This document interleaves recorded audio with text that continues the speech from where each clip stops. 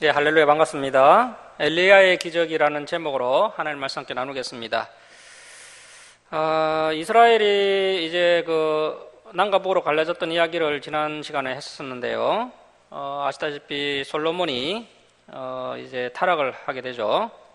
많은 이방 여인들을 아내로 맞이하게 되고, 그래서 그 이방 여인들이 섬기는 그 우상들을 위해서 예루살렘에 그 산당을 지어주게 됨으로써 예루살렘이 아주 심각하게 타락하게 됩니다. 그로 인해서 그 솔로몬의 죄로 인해서 이스라엘이 남과 북으로 분열이 되고, 이제 분열된 그 남왕국과 북왕국이 계속해서 하나님 보시기에 악을 행함으로 이제 이스라엘이 점점 더 타락을 하게 됩니다. 그래서 이제 아합 왕과 이세벨 시대쯤 되니까요, 이제 북이스라엘이 너무나도 타락을 하게 되었습니다. 그래서 이제 더 이상 인간이 스스로 회복될 수 없는 그런 지경까지 이르게 되었던 겁니다. 자, 그래서 하나님께서 할 수 없이 이제 사람들의 역사에 직접 개입하시는 그런 장면을 보게 되는데요. 그런데 하나님께서 직접 내려오셔서 개입을 하시는 것이 아니라 주의 종 엘리야를 보내시는 것을 볼 수 있습니다. 자, 우리 오늘 본문 열왕기 상서 17장 1절 말씀 보시겠습니다. 길르앗, 이 길르앗은 요단강 동편 지역에 있는 땅입니다. 요단 동편 땅 길르앗에 오가는 자 중 디셉 사람 엘리야. 자, 이 엘리야가 오늘의 주인공입니다. 디셉 사람 엘리야가 아합 왕. 이 아합은 이제 북이스라엘의 제7대 왕이고요. 그 주보를 보시면 이제 왕조의 이제 기록 그 표가 있는데 그것을 보시면 이해하기 쉽겠습니다. 자, 그래서 북이스라엘 제7대 왕 아합 왕에게 말하되 내가 섬기는 이스라엘의 하나님 여호와께서 살아계심을 두고 맹세하노니 줄을 칩니다. 내 말이 없으면 수년 동안 비도 이슬도 있지 아니하리라 하니라. 자, 이 엘리야의 설교가 아주 간단하죠. 내 말이 없으면 수년 동안 비도 이슬도 있지 아니하리라. 이렇게 이제 간단하게 설교를 하고는 엘리야가 그리시네가로 숨어버립니다. 자, 2절입니다. 여호와의 말씀이 엘리야에게 임하여 이르시되 너는 여기서 떠나 동쪽으로 가서 요단앗 그리시네가에 숨고. 자, 이렇게 해서 이제 엘리야가 그리시네가에 숨게 되고요. 그 시냇물을 마시라. 내가 까마귀들에게 명령하여 거기서 너를 먹이게 하리라. 그가 여호와의 말씀과 같이 하여 곧 가서 요단앗 그리시네가에 머물매 까마귀들이 아침에도 떡과 고기를 저녁에도 떡과 고기를 가져왔고 그가 시냇물을 마셨으나 땅에 비가 내리지 아니하므로 얼마 후에 그 시내가 마르니라. 자, 여러분, 우리나라의 연간 강수량이 얼마나 되는지 아십니까? 우리나라의 연 강수량이 한 1200에서 1300mm 정도 된다고 합니다. 그래도 우리나라는 강수량이 꽤 많은 나라인데요. 세계 평균 강수량은 한 800에서 900mm 정도 된다고 합니다. 그런데 이스라엘은 강수량이 아주 낮은 지역입니다. 남쪽 지역은 연 강수량이 한 400mm 정도 되고요. 저 북쪽은 이제 헤르몬산이 있기 때문에 그 북쪽으로 가면 한 1500mm 정도, 1500mm 정도 된다고 합니다. 그래서 이스라엘은 우리나라에 비해서 이제 강수량이 현저히 떨어지는 그런 건조한 지역입니다. 그런 땅에 3년 6개월 동안 비가 내리지 않았으니까 그 형편이 어떠하겠습니까? 만약에 우리나라에 3년 6개월간 비가 내리지 않으면 아주 끔찍한 일이 벌어지게 될 것입니다. 우리가 레위기 26장과 신명기 28장을 보면 이스라엘 백성들이 여호와의 율례와 법도와 계명을 지키면 하나님께서 주시겠다고 약속하신 첫 번째 복이 있습니다. 그 복이 무엇이냐 하면 때를 따라 적절하게 비를 내려주신다는 것입니다. 자, 그래서 이 비는 하나님께서 사람에게 주시는 가장 기본적인 은혜이고 가장 생명의 근간이 되는 복입니다. 우리는 일반적으로 비가 내리는 날이면 구전날이다라고 말하는 경향이 있는데요. 하지만 그렇게 말하는 것은 옳지 않습니다. 우리 성도님들은 비가 오는 날은 하나님께서 복 주시는 날이다 이렇게 말을 해야 합니다. 적절하게 때를 따라 내리는 비를 통해서 우리는 생명을 얻고 풍성한 삶을 누릴 수 있습니다. 아무리 강수량이 적은 이스라엘이라 해도 3년 동안 비가 오지 않았다는 것은 아주 비정상적인 것입니다. 비가 3년 동안 오지 않았다는 것은 이스라엘 백성들이 하나님의 말씀을 지키지 않았기 때문에 임하게 되는 하나님의 징계라는 사실을 레위기 26장과 신명기 28장을 통해서 분명히 확인할 수 있습니다. 자, 그래서 현재 이 비가 3년 6개월 동안 내리지 않았다는 것은 그만큼 지금 이스라엘 백성들을 향한 하나님의 신기가 매우 불편하시다라는 것을 알 수가 있습니다. 자, 그래서 이제 비가 내리지 않는 기간이 장기간이 되다 보니까 엘리야가 숨어 지내던 그리 시냇가도 다 말라버리고 이 가뭄으로 이제 흉년이 계속 지속되다 보니까 이제 까마귀도 더 이상 물어올 것이 없게 됩니다. 그래서 엘리야가 이제 먹을 거가 마실 것이 없어서 더 이상 그리 시냇가에 머물 수 없게 되자 하나님께서 엘리야를 저 북쪽 시돈이라는 이방 나라로 피신을 시키시고 그 시돈에서 이제 사라밧 가부를 만나게 됩니다. 자, 8절 말씀 보십시오. 여호와의 말씀이 엘리야에게 임하여 이르시되 너는 일어나 시돈에 속한 사르밧으로 가서 거기 머물라. 내가 그곳 가부에게 명령하여 내게 음식을 주게 하였느니라. 그러니까 이 사라밧 가부는요, 원래 믿음이 좀 있는 여인입니다. 하나님께서 전혀 믿음이 없는 여인에게 엘리야를 먹이게 하신 것이 아니라 그래도 기본적인 믿음이 있는 여인이 이 사라밧 가부였는데 이 여인에게 엘리야를 보내셔서 엘리야가 먹고 사는 문제를 책임지도록 하나님께서 이 여인을 사용하신 것입니다. 자, 10절 말씀 보십시오. 그가 일어나 사라밧으로 가서 성문에 이를 때 한 가부가 그곳에서 나뭇가지를 줍는지라. 이에 불러 이르되 청하건대 그릇에 물을 조금 가져다가 내가 마시게 하라. 자, 엘리야가 가뭄 가운데 먼 길을 걸어오느라 지금 상당히 목이 말랐는데 사르밧 가부에게 물을 조금 달라고 부탁을 합니다. 그가 물을 가지러 갈 때 엘리야가 다시 그를 불러 이르되 청하건대 내 손에 떡 한 조각을 내게로 가져오라. 자, 그러자 이제 그녀가 대답합니다. 그가 이르되 당신의 하나님 여호와께서 살아계심을 두고 맹세하노니 나는 떡이 없고 다만 통에 가루 한 움큼과 병에 기름 조금뿐이라. 내가 나뭇가지 둘을 주어다가 나와 내 아들을 위하여 음식을 만들어 먹고 그 후에는 죽으리라. 오랜 가뭄과 흉년으로 이 사르밧 가부의 형편 역시 아주 어려운 것을 볼 수 있습니다.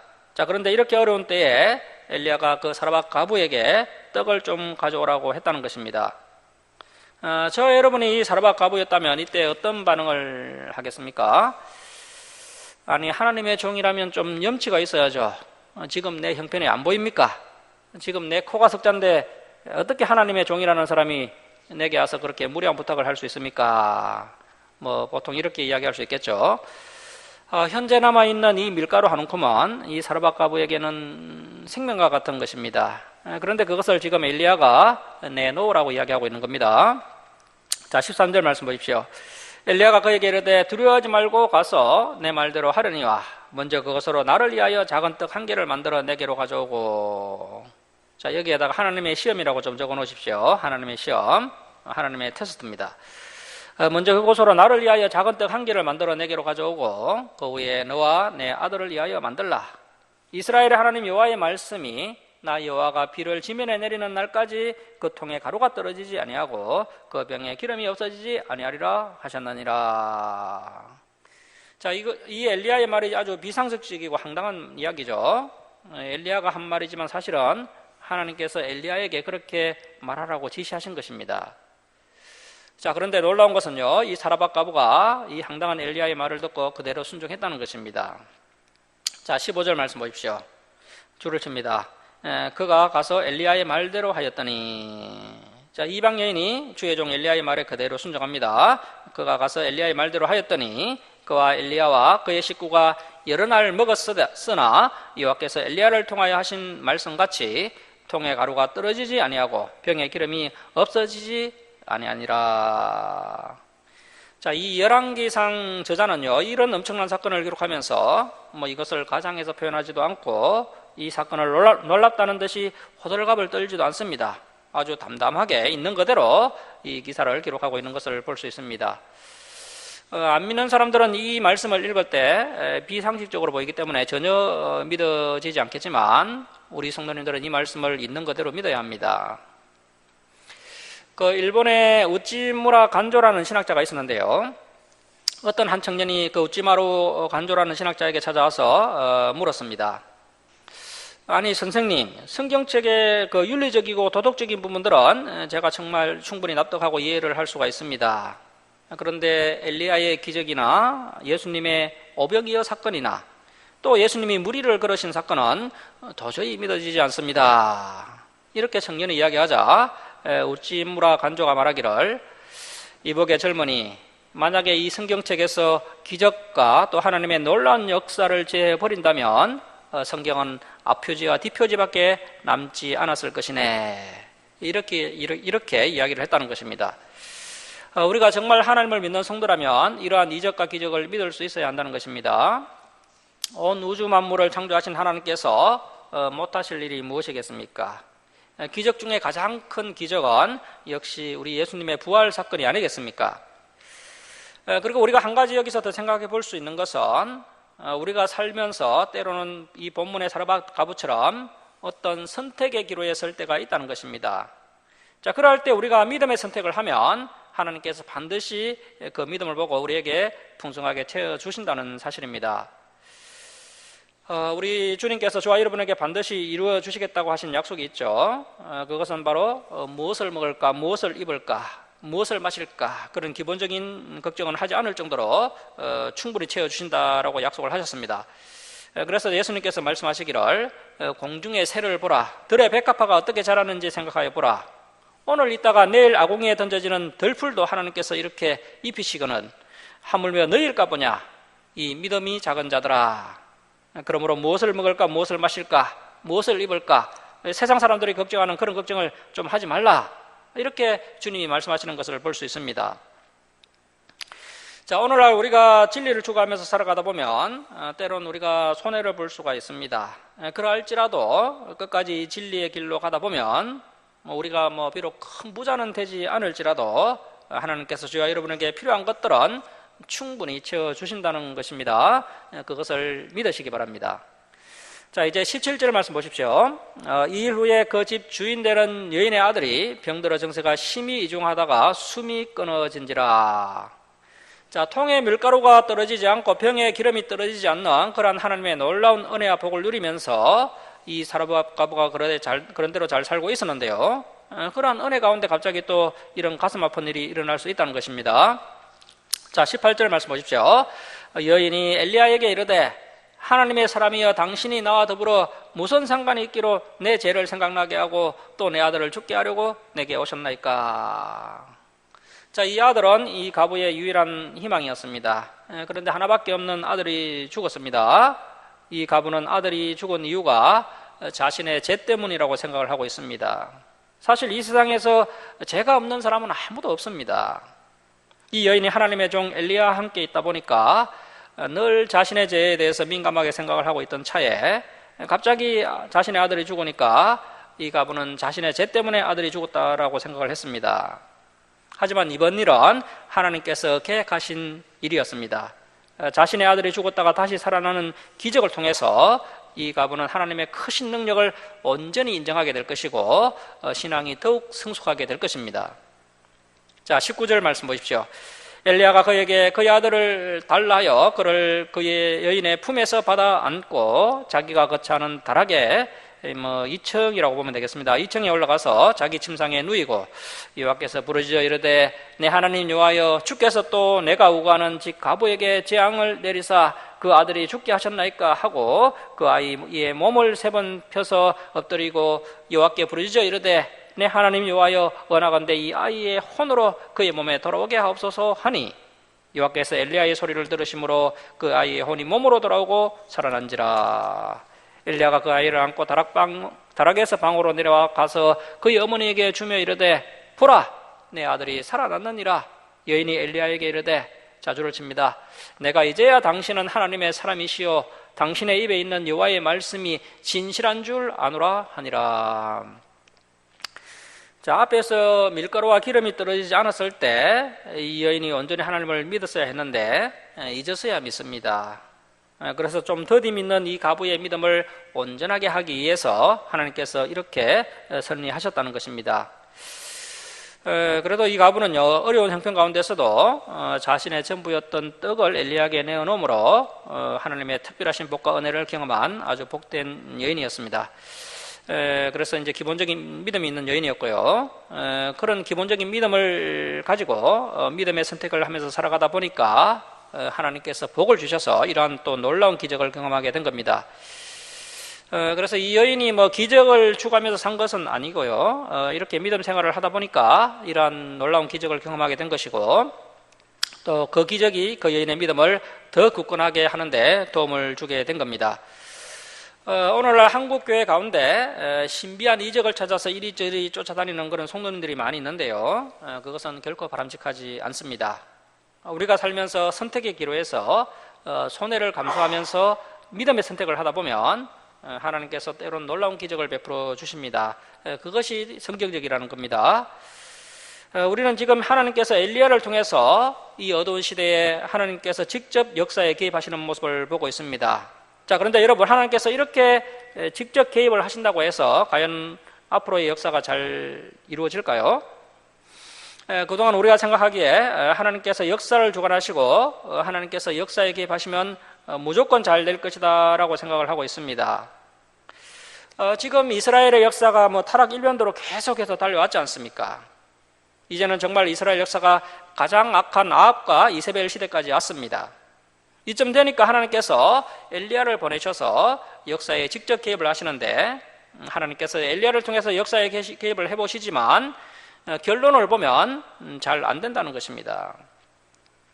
인간의 타락이 어느 정도 도를 넘어서면 하나님께서 어떻게 해보시려고 해도 의지의 자유와 선택의 자유를 가진 사람들이 더욱 타락을 해서 하나님의 말씀을 지켜 행하지도 않고 또 따르지도 않기 때문에 더 안 되고 안 되는 이야기를 기록하고 있는 성경책이 바로 이 구약의 역사서이고 오늘 우리가 읽고 있는 이 열왕기 상서의 이야기입니다. 그래도 지금으로부터 약 2800년 전 사람들은 좀 순진한 면이라도 있었습니다. 하지만 오늘날의 사람들은 완전히 돈의 노예가 되어서 더 교만하고 또 더 안악하고 더 이기적입니다. 자, 이러한 시대에 하나님의 말씀으로 사람을 변화시키셔서 거룩한 사람으로 새롭게 세워나간다는 것은 결코 쉬운 일이 아닙니다. 저와 여러분은 성경 66권이 다 완성된 시대에 살고 있습니다. 이 성경 66권을 가지고 교회다운 교회를 세워나가는 것은 정말 어렵고 힘든 일입니다. 비록 어렵고 힘든 일이긴 하지만 또 가장 보람되고 가치 있는 일이기도 합니다. 사실 교회다운 교회를 세우는 것이야말로 우리의 사명이고요. 우리가 이 교회에 모인 목적입니다. 이것이 결코 쉬운 일은 아니지만 또 가장 보람된 일이기도 합니다. 그래서 하나님께서 이 문제가 결코 쉽지 않다는 것을 계속해서 성경을 통해서 우리에게 보여주고 있습니다. 그래서 가능하면 사람이 더 타락하기 전에, 사람이 더 굳어버리기 전에, 더 강팍해지기 전에, 그래서 더 젊을 때 하나님의 말씀으로 양육하고 교육하고 지도하는 것이 상당히 중요하다는 것입니다. 젊은 사람들이 이 진리에 반응하는 속도가 훨씬 더 빠릅니다. 그래서 우리의 아이들이 진리의 말씀으로 어릴 때부터 바르게 양육되어야 한다는 것입니다.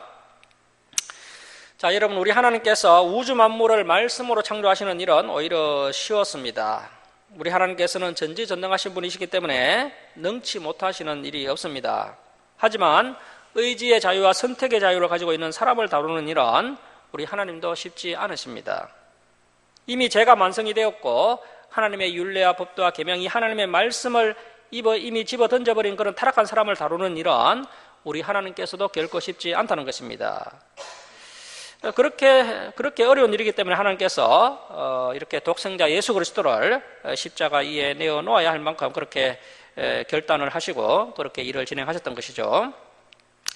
자, 그래서 이 사람을 변화시키는 일은 정말 창조보다 더 어려운 일입니다. 이것이 어려우니까 이제 한 사람이 믿어서 구원에 이르고 또 한 사람이 믿어서 거룩한 변화가 일어나게 된다면 정말 천국에서는 그것을 보고 잔치가 일어나게 되는 겁니다. 이것이 쉬운 일이라면 천국 잔치가 그렇게 일어나지 않겠죠. 하지만 한 사람이 회개하고 변화되는 일이 쉽지 않은 일이고 그래서 어려운 일이기 때문에 한 사람이 진리의 길로 돌아오면 천국에서 잔치가 벌어지게 되는 겁니다. 자, 이제 18장으로 넘어갑니다. 이제 18장은 엘리야 이야기가 본격적으로 나오는데요. 주요 등장인물은 엘리야, 오바댜, 그리고 아합, 이세벨입니다. 이 인물들을 볼 때 우리가 좀 집중해서 살펴볼 것은 이 인물들에게서 어떠한 행동들이 나타나고 있는데 그 사람의 생각 가운데 이미 그런 행동들이 내재되어 있다라는 것을 알 수가 있다는 것입니다. 자, 그래서 우리가 이 인물들을 이제 살펴볼 때요, 이 사람들이 현재 무슨 생각을 하고 있는가, 거기에 집중해서 이 인물들을 살펴볼 필요가 있다는 것입니다. 자, 성도 여러분, 한 주간 동안 살아갈 때 무엇을 생각하면서 살아오셨습니까? 우리가 분명히 명심해야 할 것은 무엇을 생각하는지가 참 중요하다는 것입니다. 우리의 관심, 우리의 마음, 우리의 정신, 그것이 어디에 쏠려 있느냐, 그것을 보고 그 사람을 평가할 수 있다는 것이죠. 그래서 그 사람의 생각이 곧 그 사람이다, 그 사람의 생각이 곧 그 사람이다, 이렇게 볼 수 있다는 겁니다. 그래서 서양 속담에도요, 행동은 사상의 딸이다, 행동은 사상의 딸이다, 이러한 말이 있습니다. 이처럼 그 사람의 생각은 그 사람의 말로 나오는 것이고요, 그 사람의 말은 결국에는 그 사람의 행동으로 나타나게 된다는 것입니다. 결국 사람은 생각하는 대로 움직이게 되어 있습니다. 한 주간 동안 무엇을 생각하면서 사셨습니까? 그것이 여러분의 현재 믿음의 상태이고요, 영적인 건강 상태입니다. 그래서 생각을 우리가 참으로 조심해서 해야 한다는 것이죠. 우리의 잘못된 생각을 통해서 어김없이 사탄이 역사하게 된다는 것입니다. 사탄이 계속해서 충동질시키는 나쁜 생각을 우리가 빨리 떨어버리고 하나님의 말씀으로 채워 넣어야 하는데, 잘못된 생각을 떨어버리지 못하고 계속해서 그 잘못된 생각을 키워나가면 이제 그 생각이 나의 전 인생을 불태우게 된다는 것입니다. 이러한 부분을 참고하시고요, 오늘 본문에 등장하는 인물들을 우리 함께 살펴보겠습니다. 자, 18장 1절 말씀 보십시오. 많은 날이 지나고 제3년에 이제 누가복음 4장 25절과 야고보서 5장 17절을 보면요, 정확히 엘리야 때에 있었던 기근이 3년 6개월이었다라는 것을 알 수 있습니다. 18장 1절에서는 많은 날이 지나고 제3년이라고 말씀하지만 정확하게 말하면 3년 6개월입니다. 3년 6개월 만에 여호와의 말씀이 엘리야에게 임하여 이르시되 너는 가서 아합에게 보이라, 내가 비를 지면에 내리리라. 자, 그동안 이스라엘이 3년 6개월 동안 비가 내리지 않았기 때문에 이스라엘은 그야말로 상상을 초월하는 끔찍한 기근 가운데 놓여 있었습니다. 그때 이제 비를 내려 주시겠다는 하나님의 말씀이 엘리야에게 임하게 되고요, 엘리야가 이제 북이스라엘 아합 왕에게 이 말씀을 전하러 갑니다. 자, 2절 말씀 보십시오. 엘리야가 아합에게 보이려고 가니 그때 사마리아, 이 사마리아는 북이스라엘의 수도입니다. 사마리아의 기근이 심하였더라. 아합이 양국 맡은 자 오바다. 자, 오바다에 좀 줄을 쳐놓으십시오. 이 오바다가 오늘 두 번째 주인공입니다. 오바다를 불렀으니 이 오바다는 여호와를 지극히 경외하는 자라. 자, 이 오바다의 특징이 있습니다. 오바다는 하나님을 지극히 경외하는 자였고요, 그의 직업은 안국 맡은 자, 오늘날로 이야기하면 한 국무총리급 정도 되는 그런 아합의 최측근이었습니다. 자, 그런데 이 오바다라는 사람이 어떻게 행동했냐면, 자, 4절 보십시오. 이세벨이 여호와의 선지자들을 멸할 때에 오바다가 선지자 100명을 가지고 50명씩 굴에 숨기고 떡과 물을 먹였더라. 자, 이 오바다는 하나님을 지극히 경외하는 자였는데 그 지극히 경외함이 어떠한 행동으로 나타났습니까? 이 오바다의 마음 가운데 긍휼과 자비의 마음이 가득했습니다. 그런 마음이 있다 보니까 하나님의 종을 100명씩이나 섬기는 일을 감당했다는 겁니다. 이 오바다가 지극히 하나님을 경외했기 때문에 하나님의 종들을 보호해주고 또 떡과 물을 그들에게 제공하는 그런 섬김의 모습으로 나타났다는 것입니다. 자, 이때는요, 여러분, 지금 아주 극심한 기근이 있을 때입니다. 평화로울 때가 아닙니다. 풍년의 때가 아닙니다. 이렇게 어려울 때 한 명의 선지자도 아니고 100명의 선지자를 섬겼다는 것은 이 오바다가 정말 하나님의 사랑을 받을 만한 사람이라는 것이고요, 이러할 때 하나님의 은혜가 임하게 되는 것입니다. 우리가 예배 드릴 만할 때 예배 드리는 것은요, 누구나 다 할 수가 있는 일입니다. 하지만 예배할 수 없는 중에 예배할 때 하나님께서 그것을 기쁘게 보십니다. 자, 이 오바다는요, 섬길 수 없는 상황 가운데 섬겼다는 겁니다. 지금 어떤 상황입니까? 아합 왕의 아내 되는 이세벨은 바알신을 섬기는 여자였고요, 여호와를 경외하는 자가 있으면 닥치는 대로 죽이는 그런 상황입니다. 그러한 환난의 때인데 여호와의 종 한 명만 숨겨줘도 목이 달아날 판인데 무려 100명의 선지자를 섬겨주었다는 것입니다. 더구나 이 오바다는 아합 왕의 최측근으로 고위공직에 있는 사람입니다. 이것은 오바다가 자기 자리에 여전하지 않았고 자기의 목숨까지도 내어놓을 만큼 하나님을 사랑하고 경외하였다는 것을 알 수가 있습니다. 자기 이익이라든지 자기 자리라든지 자기가 이렇게 함으로 인해 내가 어떤 손해가 오게 될 것이다, 이러한 것을 오바다는 전혀 계산하지 않았습니다. 그러니까 하나님을 경외한다는 것은 자기 이익이나 자기 목숨까지도 연연해 하지 않고 이것이 하나님 보시기에 옳은 일이라면 죽으면 죽으리라는 자세로 살아가는 것이야말로 지극히 하나님을 경외하는 자세인 것입니다. 여러분은 정말 하나님을 경외하고 있습니까? 그렇다면 지금 여러분의 생각은 어떠합니까? 그 생각을 통해서 나타나는 여러분의 행동은 무엇입니까? 이 오바다라는 인물이 오늘날 우리 한국교회 가운데 잘 드러나지 않고 있습니다. 하지만 자세히 성경을 읽으면 참으로 훌륭한 인물이라는 것을 알 수 있습니다. 자, 5절 말씀 보십시오. 아합이 오바다에게 이르되 이 땅의 모든 물과 그런가 모든 내로 가자. 혹시 꼴을 얻으리라. 그리하면 말과 노새를 살리리니 짐승을 다 잃지 않게 되리라 하고. 자, 이것이 무슨 이야기입니까? 지금 가뭄이 장기화되다 보니까요, 이 아합 왕의 말과 노새가 다 죽게 생겼고, 그래서 이 짐승들을 살리기 위해서 지금 물을 찾으러 가자는 이야기입니다. 여러분, 지금 북이스라엘의 왕이라는 사람이요, 기근에 굶어 죽어가는 백성들은 생각하지 않고 자기 짐승들을 챙기고 있었다는 것입니다. 말과 노새를 백성들의 양식으로 내어놓아도 시원찮을 판인데 이러한 생각을 하고 있다는 겁니다. 그러니까 이 아합 왕의 생각이 얼마나 참 이기적이고 악합니까? 이 아합은요, 왕의 자격이 없습니다. 지금 백성들은 도탄에 빠져 있고 하나님의 심정이 얼마나 아프신지를 전혀 깨닫지 못하고 오직 자기가 타고 다닐 말이나 노새발을 챙기고 있습니다. 자, 6절 말씀 보십시오. 그래서 이제 아합 왕과 오바다가 물을 찾아서 이리저리 다니게 되는데요. 자, 6절입니다. 두 사람이 두루 다닐 땅을 나누어 아합은 홀로 이 길로 가고 오바다는 홀로 저 길로 가니라.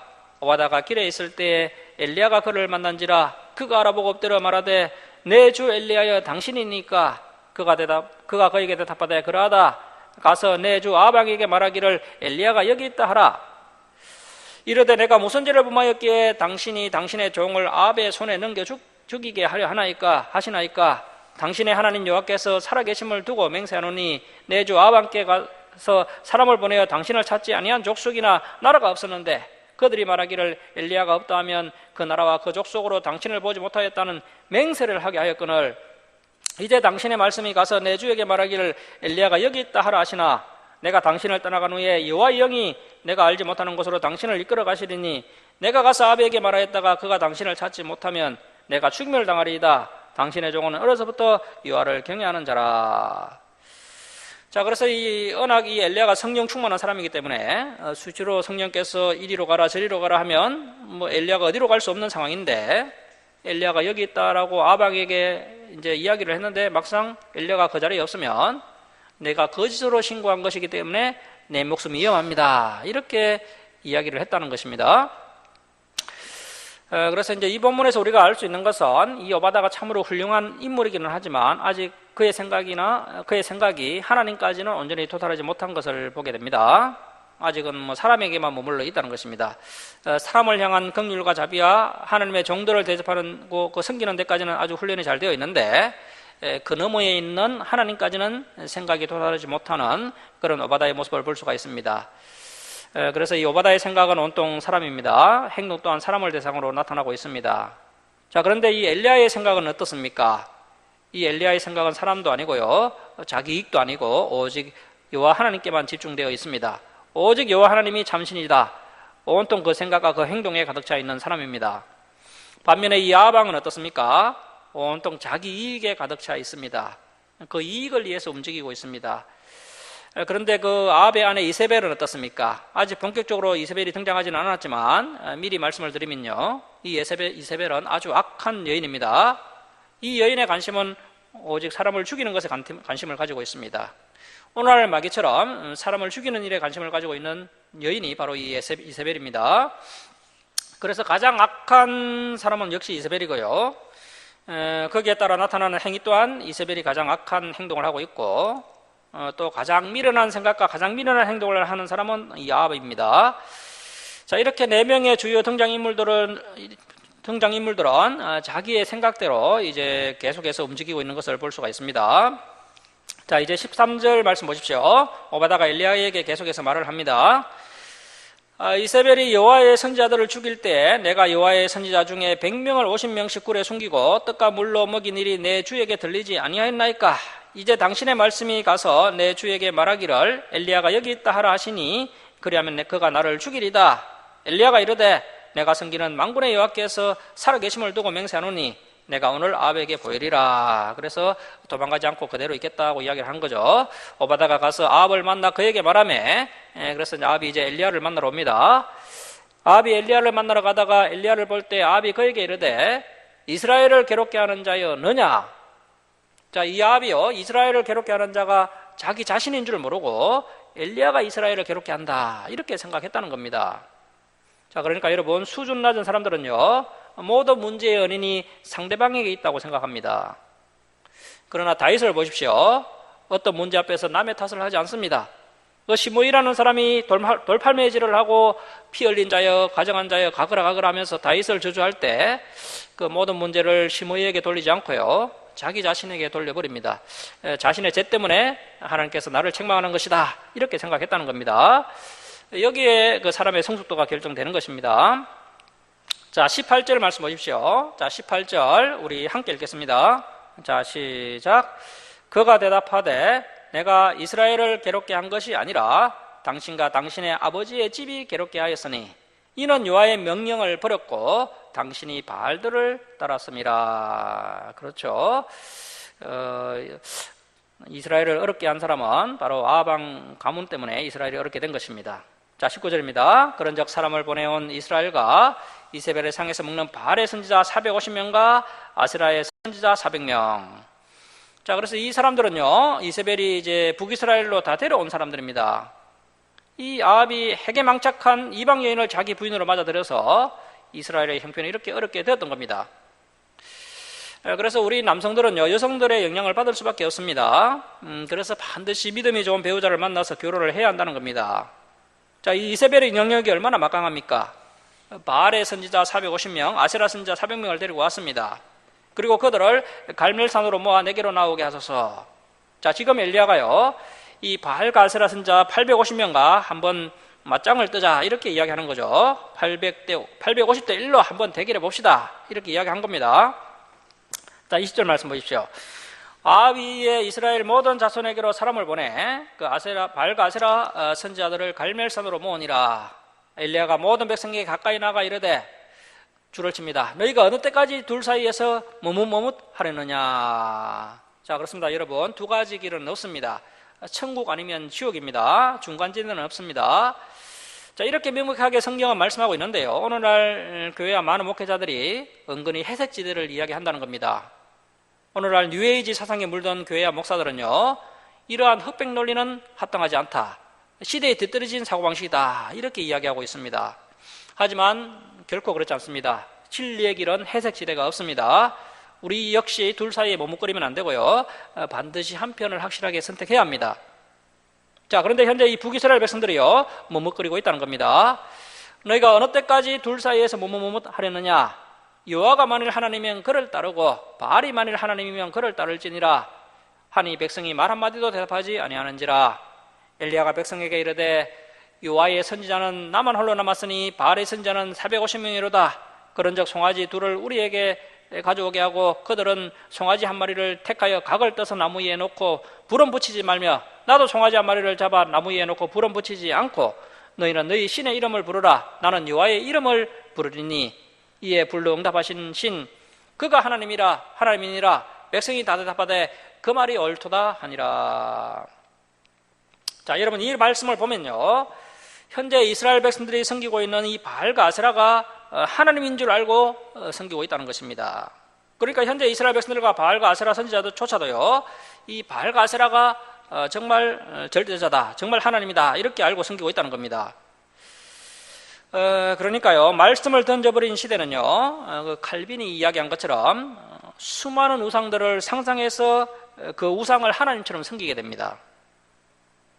우리가 어떤 종교적인 행위를 가지고 하나님을 섬긴다고 섬기고 있는데 알고 보니까 성경에서 제시하고 있는 그 하나님이 아니라 그냥 내가 상상해서 만든 하나님을 섬기고 있을 수가 있다는 것입니다.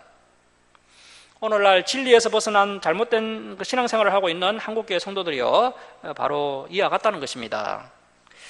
그래서 이 당시 바알과 아세라를 섬기는 선지자라든지 또 북이스라엘 백성들은요, 이 바알과 아세라가 정말 하나님인 줄 알고 나름대로 열심을 가지고 하나님을 섬겼다는 겁니다. 자, 그런데 결국에는 하나님을 섬긴다고 섬겼는데 그 하나님이 여호와 하나님이 아니었고요. 상상해서 섬긴 하나님이었다는 것이고요. 그 상상해서 섬긴 그 하나님은 다름 아닌 마귀였다는 것입니다. 자, 25절 말씀 보십시오.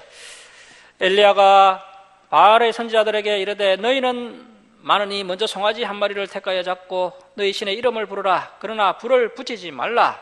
그들이 받은 송아지를 가져다 잡고 아침부터 낮까지 바알의 이름을 불러 이르되 바알이여 우리에게 응답하소서 하나 아무 소리도 없고 아무 응답하는 자도 없으므로 그들이 그 쌓은 제단 주위에서 뛰놀더라. 자, 이 바알과 아세라 선지자들이요, 아침 일찍부터 정오까지 뛰놀면서 바알과 아세라를 불러보지만 아무런 응답이 없습니다. 자, 27절입니다.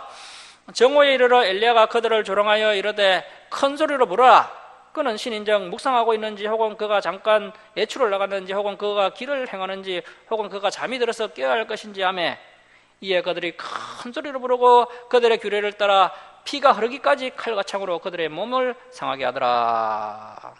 자, 이 말씀을 보면 참 그들의 믿음이 대단하죠. 우리는 이렇게 하나님을 못 섬기지 않습니까? 조금 급한 일이 있으면 예배에 빠지고 조금 힘들면 양보하는 것이 우리의 모습인데 이 바알과 아세라를 섬기는 사람들의 모습을 보십시오. 피가 흐르기까지 막 순교자적인 자세로 바알과 아세라가 하나님인 줄 알고 그렇게 열심히 섬기고 있습니다. 오늘날 많은 성도들이요, 성경은 잘 몰라도 진실히 하나님을 섬기면 하나님께서 이해해 주실 것이다 이렇게 이야기를 합니다. 하지만 이 본문을 보십시오. 이 사람들이 얼마나 진실하게 최선을 다해서 바알이 하나님인 줄 알고 믿음 생활을 하고 있습니까? 여러분, 가짜를 진실하게 믿으면요, 진실하게 죽습니다. 가짜를 확실하게 믿으면요, 확실하게 망하게 됩니다. 오늘날 많은 성도들이 말씀에서 벗어난 잘못된 믿음 생활을 하고 있다는 겁니다. 여러분 보십시오. 얼마나 많은 사람들이 이단에 빠져서 잘못된 믿음 생활을 하고 있습니까? 신천지나 또 하나님의 교회, 그리고 또 요새 참 많이 논란이 되고 있는 정명석, JMS 같은 것들 보십시오. 그들은 하나님을 열심히 믿고 있지만 진리에서 벗어난 잘못된 하나님을 믿고 있는 거죠. 그래서 다시 한번 우리가 말씀으로 돌아가야 하고요, 성경 66권 가운데 계시에 있는 하나님 앞에 바르게 나가야 한다는 것입니다. 자, 29절 말씀 보십시오. 이같이 하여 정오가 지났고 그들이 미친 듯이 떠들어 저녁 소재 드릴 때까지 이르렀으나 아무 소리도 없고 응답하는 자나 돌아보는 자가 아무도 없더라. 엘리야가 모든 백성을 향하여 이르되 내게로 가까이 오라. 백성이 다 그에게 가까이 가매 그가 무너진 여호와의 제단을 수축하되. 이제 엘리야의 차례가 되었습니다. 엘리야가 이제 백성들에게 여호와의 제단을 수축하게 합니다. 자, 31절 보십시오. 야곱의 아들들의 지파의 수요를 따라 엘리야가 돌 12개를 취하니 이 야곱은 옛적에 여호와의 말씀이 임하여 이르시기를 내 이름을 이스라엘이라 하리라 하신 자들아. 그가 여호와의 이름을 의지하여 그 돌로 제단을 쌓고 제단을 돌아가며 곡식 종자 두세야는 한 14.6리터 정도 됩니다. 14.6리터를 둘 만한 도랑을 만들고 또 나무를 버리고 송아지에 각을 떠서 나무 위에 놓고 이르되 통 넷에 물을 가득 채워다가 번제물과 나무 위에 부으라고. 자, 지금 이 송아지를 불태워야 하는데 오히려 이 송아지와 나무 위에 물을 사정없이 들이붓습니다. 또 이르되 다시 그리하라 하여 다시 그리하니 또 이르되 세 번째로 그리하라 하여 세 번째로 그리하니. 그래서 이제 세 번씩이나 물을 가득 들이붓습니다. 자, 그러니까 35절 말씀 보십시오. 물이 제단으로 두루 흐르고 도랑에 물이 가득 찼더라. 자, 이렇게 되니까 뭐 하늘에서 불이 내려와도 이제 불타기가 상당히 어렵게 되었습니다. 자, 36절 말씀 보십시오. 저녁 소재 들을 때에 이르러 선지자 엘리야가 나아가서 말하되 아브라함과 이삭과 이스라엘 하나님 여호와여, 주께서 이스라엘 중에서 하나님이신 것과 내가 주의 종인 것과 내가 주의 말씀대로 이 모든 일을 행하는 것을 오늘 알게 하옵소서. 여호와여, 내게 응답하옵소서. 내게 응답하옵소서.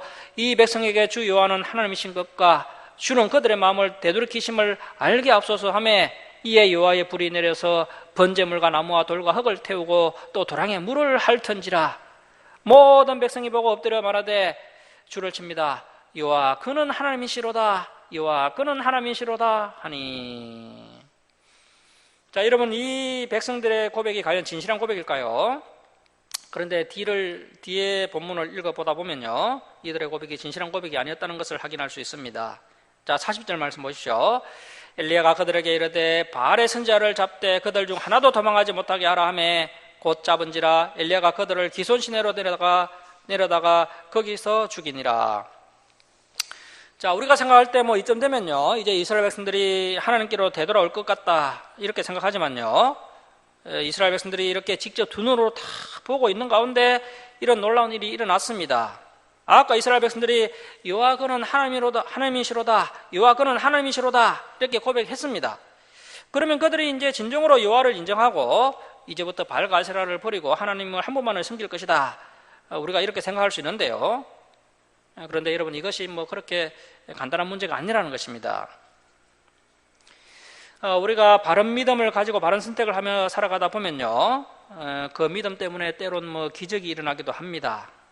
그 기적이 우리의 믿음을 성장하는데 많은 도움을 주기도 합니다. 하지만 우리가 명심해야 할 것은 단지 기적을 통해서는 바른 믿음이 절대로 생기지 않는다는 사실입니다. 오늘날 많은 성도님들과 현대인들은 과학적인 사고와 수학적인 사고에 머물러 있어서 보여주면 믿겠다, 답이 나오면 믿겠다, 이런 식으로 접근하는 것을 볼 수가 있습니다. 하지만 보면 믿겠다 하는 것은요, 마귀의 속임수에 지나지 않는다는 것입니다. 자, 오늘 본문에서도 하늘에서 불이 내려오는 놀라운 기적이 일어났습니다. 하지만 이후의 말씀을 우리가 계속해서 보겠지만 이스라엘 백성들은 그 기적을 보고도 일단 놀라기는 합니다. 일단 놀라고 그런데 그들이 이제 단지 놀랐을 뿐이지요. 단 한 사람도 그 기적 때문에 여호와 하나님을 인정하거나 하나님께로 되돌아오는 일은 일어나지 않는 것을 보게 됩니다. 자, 오늘은 여기까지 하고 말씀을 마치도록 하겠습니다. 사랑하는 성도 여러분, 오늘날 많은 사람들은 하늘에서 불이 내려오게 했던 그 엘리야의 능력을 간절히 그리하고 있습니다. 하지만 성경은 그 엘리야의 능력으로 단 한 사람도 회개하거나 거룩한 변화가 일어나지 않았다는 것을 증거하고 있습니다. 왜냐하면 참된 믿음은 기적을 통해서 생겨나는 것이 아니고 하나님의 말씀을 들음으로 생기기 때문에 그렇습니다. 자, 여러분, 하늘에서 불이 내려온 것, 그리고 3년 6개월 동안 비를 내리지 않게 하고 또다시 비가 내리게 한 것이 기적이 아니라요, 진짜 기적은 이 배도와 배교의 시대에 저와 여러분이 이렇게 교회에서 하나님께 예배하고 있다는 것이 기적입니다. 이 하나님의 말씀에 내가 반응하고 있는 것이, 이 하나님의 말씀을 내가 깨닫고 있는 것이 기적입니다. 우리 성도님들은 한 주간 동안 살아갈 때 하나님의 뜻을 먼저 생각하시고 이제 생각의 지경을 넓히면서 살아가시기를 바랍니다. 하나님의 편에서 생각하시고 선택의 갈림길에서 진리의 편을 선택하시면서 살아가시다 보면 여러분들의 삶 가운데 놀라운 하나님의 능력이 나타나게 될 것입니다. 앞으로 주님의 몸된 교회인 이 주사랑교회를 더욱 건강하게 잘 세워나가는 일에 귀하게 쓰임받으시고 더 큰 기적과 더 큰 역사를 경험하는 우리 성도님들 다 되시기를 주님의 이름으로 축원합니다.